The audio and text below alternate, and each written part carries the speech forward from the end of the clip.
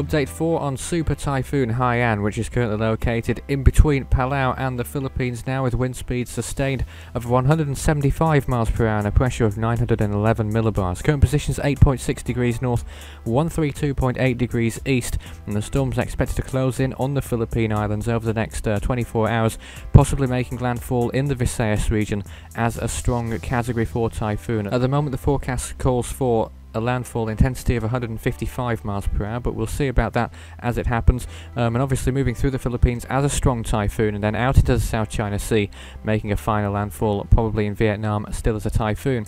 So we have lots of warnings in effect for the Philippines right now. Signal 2 warnings in effect for southern Samar, southern Leyte and northern Caraga, and Signal 1 warnings currently in effect for most of the Visayas region, as well as parts of southern Luzon and also parts of northern Mindanao too.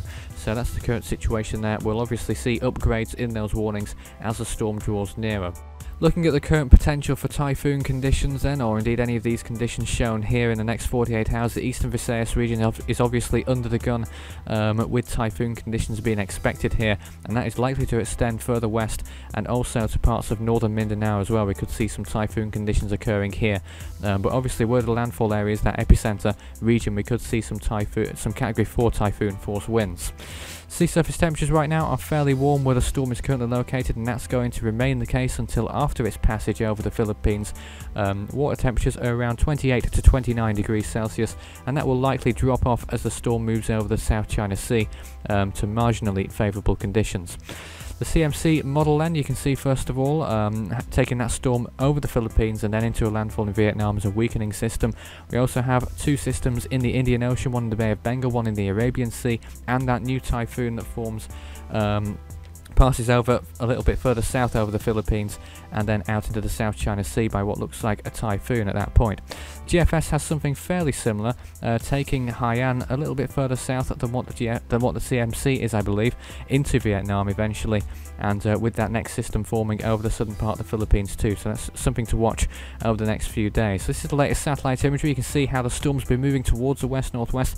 Certainly a well-defined eye, and certainly you can see how it has 175 mile per hour winds gusting to 205, and the storm has a very strong central core around it there, with some intense rainfall occurring in that, as well as those spiral bands which are on the way to the Philippines and is likely to reach the coast of the Philippines, the worst of that there, in the next few hours. So obviously we'll see some inclement conditions occurring very soon on the Philippines, especially along the eastern coast of Mindanao and the Visayas region, Samar and Leyte Islands in particular.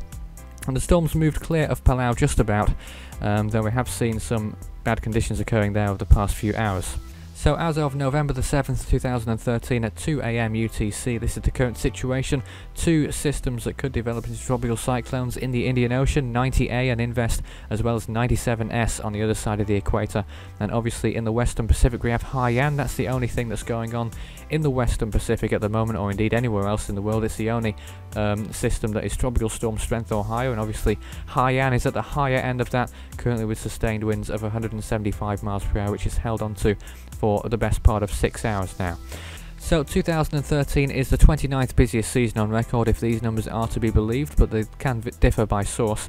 27 tropical storms so far, 15 typhoons, 10 of which have become Category 3 typhoons with wind speeds of 115 miles per hour or greater. In the company of 1984 just above in 28th and 1982 just below in 30th position. Also a few of the seasons from the 20th century just above that there.